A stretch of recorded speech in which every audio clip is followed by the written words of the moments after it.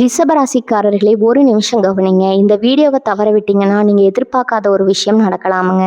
நீங்க இதை சும்மா ஒரு வீடியோன்னு நினைச்சு பார்க்காதீங்க. இது உங்க வாழ்க்கைக்கு வந்திருக்கும் ஒரு அறிவிப்புங்க. சமீப காலமா உங்க மனசுல ஒரு அழுத்தம், காரணம் தெரியாம ஒரு பயம், இரவு தூங்கும்போது கூட ஏதோ சரியில்லைன்னு ஒரு ஃபீலிங். இதெல்லாம் ஏன் தெரியுமா? உங்க வாழ்க்கையில ஒரு பெரிய மாற்றம் வரப்போகுதுங்க. ஆனா அதுக்கு முன்னாடி ஒரு சின்ன எச்சரிக்கையை கடவுள் தராருங்க. நீங்க இதை கவனிக்காம விட்டீங்கன்னா ஒரு வாய்ப்பு கைவிடப்படலாமுங்க. அல்லது ஒரு உறவு, ஒரு பண விஷயம் உங்க கையில இருந்தே நழுவி போகலாமுங்க. ஆனா பயப்படாதீங்க. இதுக்கு ஒரு வழி இருக்குதுங்க. இன்னும் நேரம் இருக்குதுங்க. இப்போ உங்க மனசுல இருக்கிற அந்த ஒரு பெரிய கவலையை நினைச்சுக்கிட்டு கடவுள் எனக்கு துணைன்னு கமெண்ட்ல எழுதுங்க. அந்த ஒரு நம்பிக்கை உங்க பாதையை மாற வைக்குங்க. இன்னும் நீங்க நம்ம சேனலை சப்ஸ்கிரைப் பண்ணலைன்னா இப்பவே பண்ணிடுங்க. ஏன்னா இந்த மாதிரி எச்சரிக்கைகள் எல்லாம் எல்லாருக்கும் கிடைக்காதுங்க. வாங்க உங்க வாழ்க்கையை மாற்றக்கூடிய அந்த ரகசியத்தை இப்பவே தெரிஞ்சுக்கலாமுங்க. வணக்கம் நண்பர்களே. இன்று நாம் பார்க்க போவது ஒரு மிக முக்கியமான எச்சரிக்கை பதிவுங்க. குறிப்பா ரிஷபராசியில பிறந்தவர்களுக்கு இனி வரக்கூடிய நாட்கள்ல கிரகநிலைகள் ஒரு பெரிய மாற்றத்தை ஏற்படுத்த போகுதுங்க. அது என்ன, ஏன் இவ்வளவு பதற்றம், விரிவாக பார்க்கலாமுங்க. இனி வரக்கூடிய நாட்கள் என்பது சாதாரணமான ஒரு கால மாற்றம் கிடையாதுங்க. இது ரிஷபராசியில் பிறந்த ஒவ்வொருடைய வாழ்விலும் ஒரு மிகப்பெரிய கர்ம வினை மாற்றத்தை ஏற்படுத்தக்கூடிய ஒரு காலகட்டமா அமைய போகுதுங்க. வான மண்டலத்துல கிரகங்கள் தங்களுக்குள்ள ஏற்படுத்திக் கொள்ளும் அந்த பார்வை பரிமாற்றமானது உங்கள் ராசிக்கு 8ஆம் இடமான அஷ்டமஸ்தானத்துல ஒரு விதமான அதிர்வலையை உருவாக்க போகுதுங்க. ஜோதிட சாஸ்திரப்படி அஷ்டமஸ்தானம் என்பது மறைவு ஸ்தானம் என்று சொல்லப்பட்டாலும் அது திடீர் மாற்றங்களையும் எதிர்பாராத திருப்பங்களையும் வழங்கக்கூடிய ஒரு இடமாகுங்க. இனி வரக்கூடிய நாட்கள்ல உங்கள் ராசிநாதனாகிய சுக்கிர பகவான் சஞ்சரிக்கும் நிலையும் அவருக்கு பகை கிரகங்களின் பார்வையும் உங்கள் ராசியின் மீது விழுவதால நீங்க எடுக்கக்கூடிய முடிவுகள்ல ஒரு விதமான தடுமாற்றம் ஏற்படக்கூடுங்க. குறிப்பா நிதானமா செய்ய வேண்டிய காரியங்களை கூட அவசரப்பட்டு செய்துவிட்டு அதன் பிறகு வருத்தப்படக்கூடிய சூழல் உருவாகுங்க. இந்த காலகட்டத்துல உங்க மனதுக்குள் இனம் புரியாத ஒரு பயம் அல்லது ஒரு விதமான பதற்றம் தொற்றிக்கொள்ளும். எதையோ இழக்க போகிறோம் அல்லது யாரோ நம்மை ஏமாற்ற போகிறார்கள் என்ற ஒரு மாயை உங்கள் புத்தியை மறைக்க வாய்ப்பு இருக்குதுங்க. கிரகங்களின் சஞ்சாரம் உங்கள் ராசிக்கு சாதகமற்ற கோணத்துல அமைவதால நீங்க சொல்லும் நல்ல விஷயங்கள் கூட மற்றவர்களுக்கு தவறாக புரியக்கூடுங்க. இதனால தேவையற்ற வாக்குவாதங்களும் மனக்கசப்புகளும் உங்களை தேடி வருங்க. குறிப்பா உங்கள் குடும்ப உறுப்பினர்களிடமோ அல்லது மிக நெருக்கமான நண்பர்களிடமோ பேசும்போது வார்த்தைகள்ல அதீத கவனம் தேவைங்க. ஒரு சிறிய சொல் கூட ஒரு பெரிய பிளவை உண்டாக்கும் ஆற்றல் கொண்டதா இனி வரக்கூடிய காலம் அமையுங்க. மேலும் அஷ்டமஸ்தானத்துல ஏற்படுங்க இந்த கிரக மாற்றங்கள் உங்கள் ஆரோக்கியத்திலும் ஒரு கண் வைக்க சொல்லுதுங்க. அதிகப்படியான சிந்தனை மற்றும் தேவையற்ற கவலைகளால உங்கள் உடல் நலம் பாதிக்கப்படலாம்ங்க.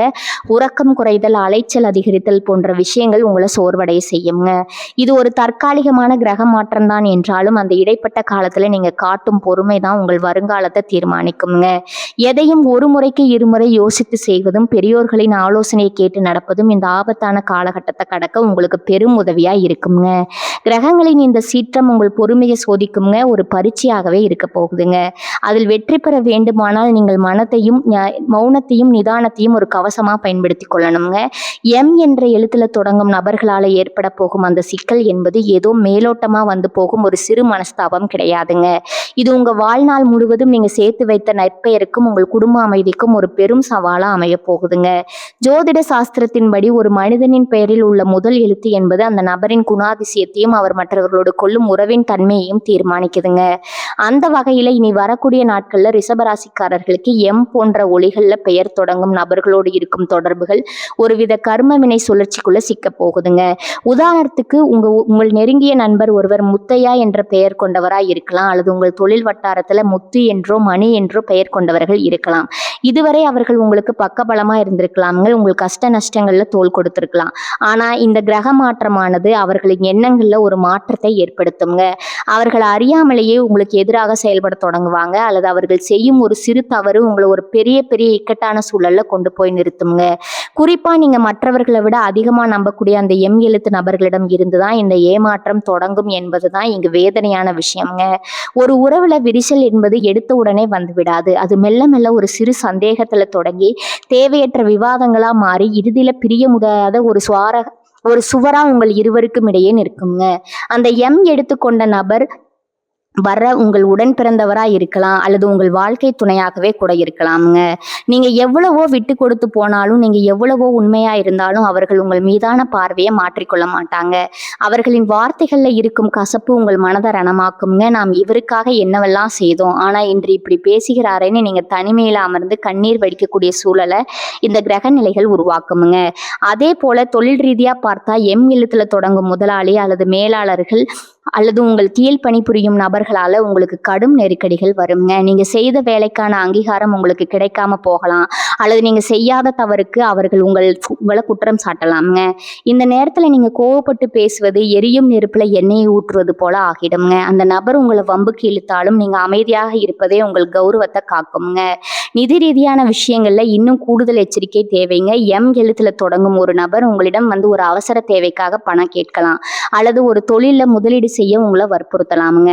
உங்க மனதுக்குள்ளேயே ஒரு தயக்கம் இருந்தாலும் அந்த நபரின் மீது உள்ள அன்பால அல்லது பாசத்தினால நீங்க சம்மதிக்க வாய்ப்பு இருக்குதுங்க. ஆனா அப்படி செய்தால் அந்த பணம் திரும்ப வராது என்பது ஒரு புறம் இருந்தாலும், அந்த பணத்தினால் உங்கள் உறவே மொத்தமா முறிந்துவிடும் என்பதை மறந்து விடாதீங்க. உங்க வாழ்வில் நீங்க சந்திக்கும் ஒவ்வொரு எம் எழுத்து நபரும் கெட்டவர்கள் என்ற அர்த்தம் கிடையாதுங்க. ஆனா இனி வரக்கூடிய காலகட்டத்துல அவர்களின் ஜாதகமும் உங்கள் ஜாதகமும் மோதிக்கொள்ளும் அந்த புள்ளியில கசப்புகள் உருவாவது தவிர்க்க முடியாததாகுதுங்க. ஒருவேளை உங்கள் பழைய நண்பர் சிவா போன்றவர்கள் உங்களுக்கு ஆறுதலாக இருக்கலாம்ங்க. ஆனா எம் எழுத்து கொண்டவர்கள் உங்கள் நிம்மதியை குலைக்கும் ஒரு காரணியாகவே இருப்பாங்க. எனவே இந்த நேரத்துல நீங்க செய்ய வேண்டியது ஒண்ணுதாங்க. யாரிடமும் அதிகமா எதையும் எதிர்பார்க்காதீங்க. குறிப்பா எம் எழுத்து நபர்களிடம் உங்கள் ரகசியங்களை பகிராதீங்க. அவர்கள் உங்கள் பலவீனத்தை தெரிந்து கொண்டு பின்னால அதையே உங்களுக்கு எதிராக பயன்படுத்தக்கூடுங்க. கிரகங்களின் சஞ்சாரம் மாறும் போது மனிதர்களின் குணமும் மாறும் என்பதை புரிந்து கொண்டு இந்த சோதனையான காலத்தை நீங்க மிகுந்த புத்திசாலித்தனத்தோடு கடக்க வேண்டும்ங்க. உங்கள் ராசிக்கு இந்த அஸ்தமஸ்தான பாதிப்பு இருக்கும் வரை மனம் மட்டுமே உங்கள் உற்ற நண்பனாக இருக்குங்க. பேச்சை குறைத்து கொண்டு செயல்ல கவனம் செலுத்துங்க. யாராவது உங்களை புண்படுத்தினா அது கிரகங்களின் ஆட்டம்னு எண்ணி அமைதியா கடந்து செல்லுங்க. ரிஷபராசியில் பிறந்த அன்பர்களே, இப்போது நாம் பேச போகும் இந்த உறவு பிரிவு என்பது உங்க வாழ்க்கையின் அடித்தளத்தையே ஆட்டங்காண செய்யக்கூடிய ஒரு மிக முக்கியமான எச்சரிக்கையாகுங்க. பொதுவாகவே ரிஷபராசிக்காரர்கள் பொறுமைக்கும் நிதானத்திற்கும் பெயர் போனவர்கள் என்றாலும், இனி வரக்கூடிய நாட்கள்ல உங்கள் ராசி மண்டலத்துல நிகழப்போகும் கிரகங்களின் யுத்தம் உங்கள் நடவடிக்கையை சோதிக்க போகுதுங்க. அதே போல உங்க நாவடக்கத்தையும் சோதிக்க போகுதுங்க. ஜோதிட ரீதியா பார்த்தா உங்க ராசிக்கு குடும்பஸ்தானம் மற்றும் வாக்குஸ்தானத்துல ஏற்படக்கூடிய சில அசுப பார்வைகள் நீங்கள் சாதாரணமாக சொல்லும் ஒரு வார்த்தையை கூட மற்றவர்களுக்கு ஒரு பெரிய ஆயுதமா மாற்றி காட்டுங்க. ஒரு உறவு என்பது பல ஆண்டுகால நம்பிக்கையாலும் பல விட்டு கொடுத்தல்களாலும் கட்டி எழுப்பப்பட்ட ஒரு கோட்டை போன்றதுங்க. ஆனா அந்த கோட்டையை தகர்ப்பதற்கு ஒரு சிறிய தீப்பொறி போதும் என்பது போல உங்கள் பேச்சுல வெளிப்படும் ஒரு துளி ஆவேசம் உங்க வாழ்நாள் பந்தத்தை அறுத்தெறியக்கூடுங்க.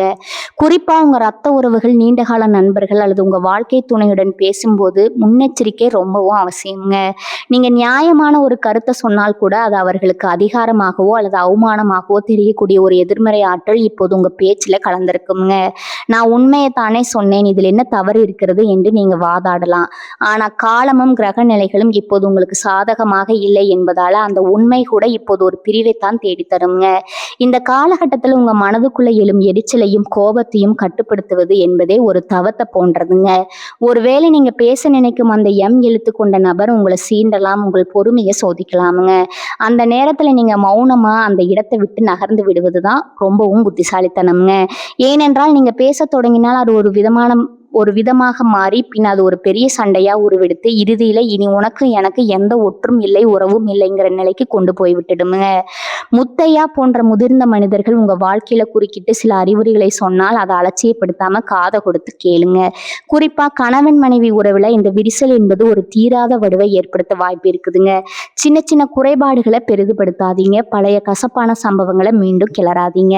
இனி வரக்கூடிய நாட்கள்ல சில வாரங்கள் நீங்க ஒரு மனவிரதத்தை கடைபிடித்தா கூட அது உங்கள் உறவை காப்பாற்றும் ஒரு கவசமா இருக்குங்க.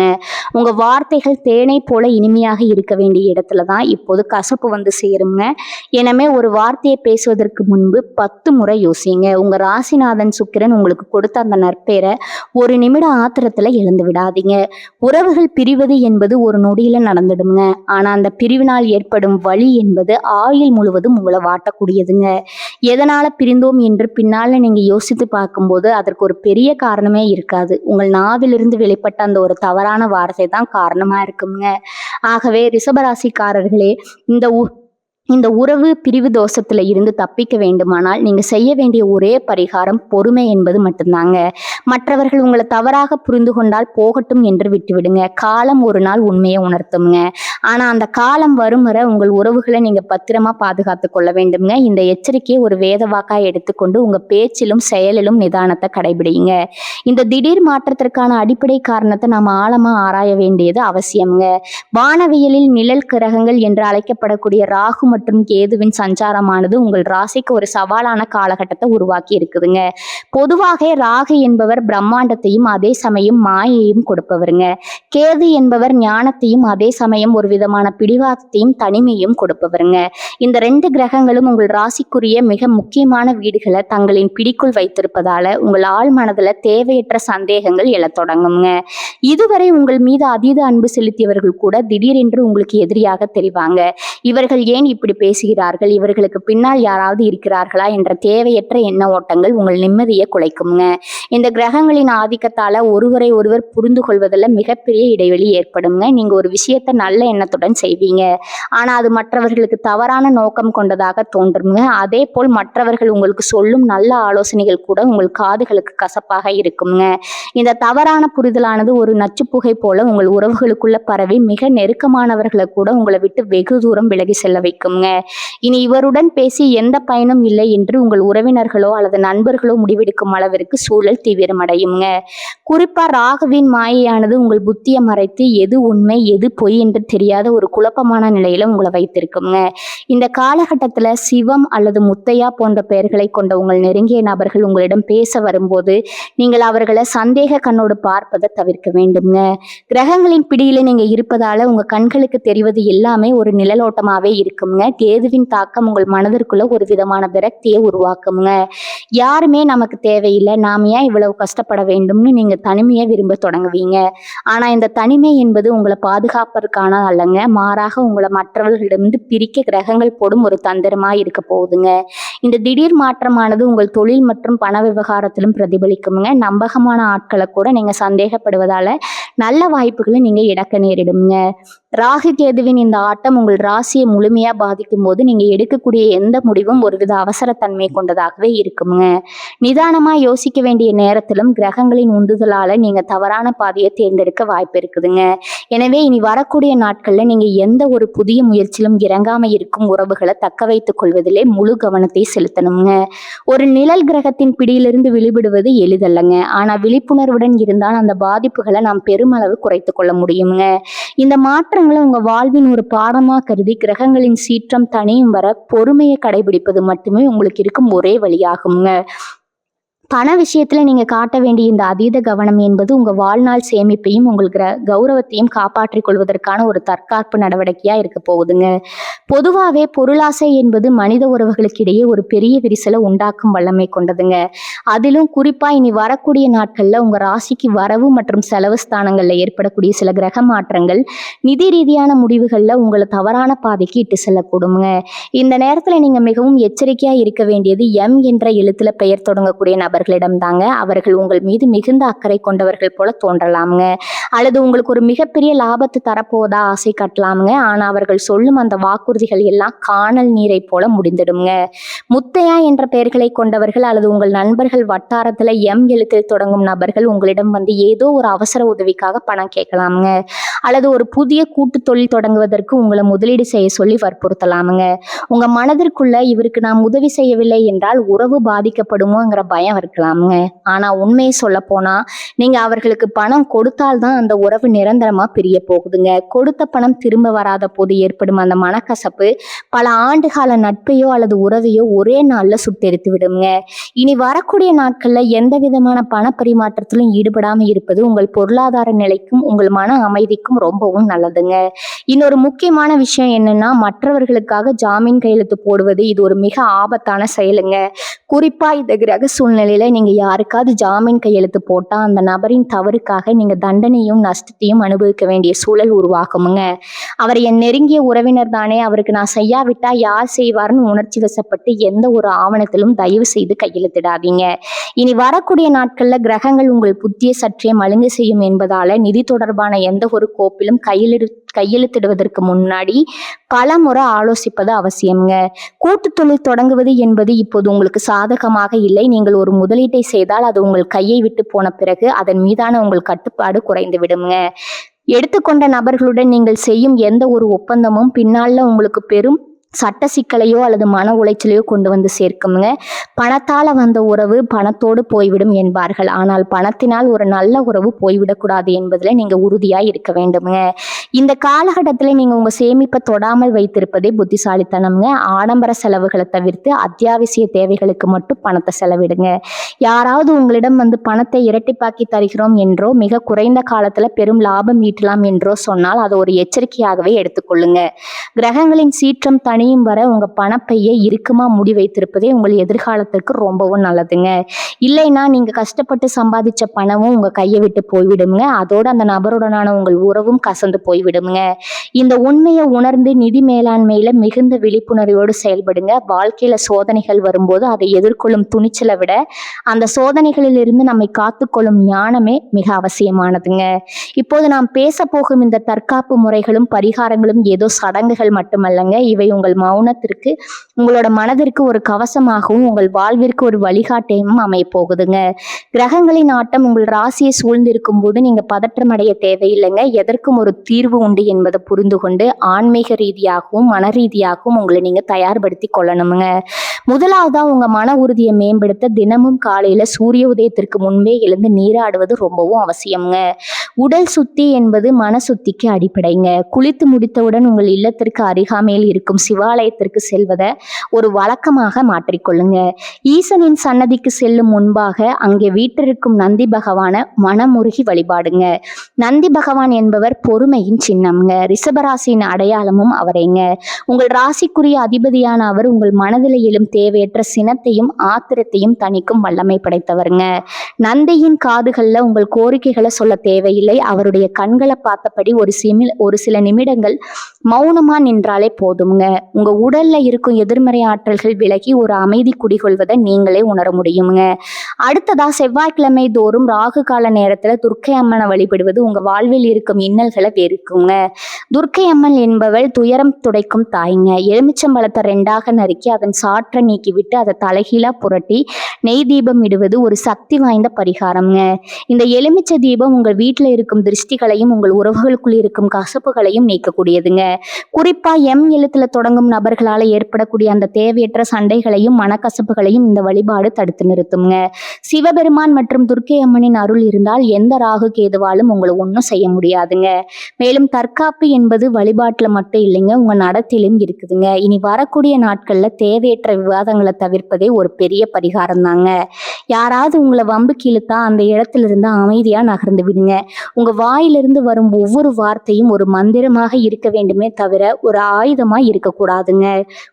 முத்தையா போன்ற பெரியவர்களின் ஆலோசனைகளை கேட்டு நடப்பதும் அவர்கள் காட்டும் பாதையில செல்வதும் உங்களுக்கு வரப்போகும் ஆபத்துகளிலிருந்து பாதுகாக்குங்க.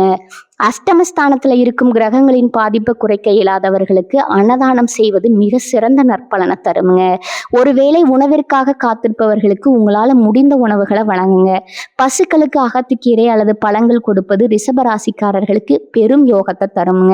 உங்கள் ராசிக்குரிய விலங்கான பசுவை நீங்கள் ஆராதிக்கும் போது உங்கள் கர்ம வினைகள் குறைந்து உறவுகள் பலப்படுங்க. மனதிற்குள் எப்போதும் நமச்சிவாய என்ற பஞ்சாசர மந்திரத்தை உச்சரித்து கொண்டே இருங்க. இந்த தியானம் உங்கள் எண்ணங்களை ஒருமுகப்படுத்துங்க. தேவையற்ற சந்தேகங்களை விரட்டுங்க. இறுதியா பயம் என்பது ஒரு மாயை. கிரகங்கள் நமக்கு சில பாடங்களை கற்றுத்தர வருகின்றவே தவிர நம்மை அழிப்பதற்காக வரலைங்க. நீங்க காட்டும் பொறுமையும் நீங்கள் செய்யும் அறச்செயல்களும் இந்த வழிபாட்டு முறைகளும் உங்களை ஒரு பாதுகாப்பான வட்டத்திற்குள் தான் வைத்திருக்குங்க.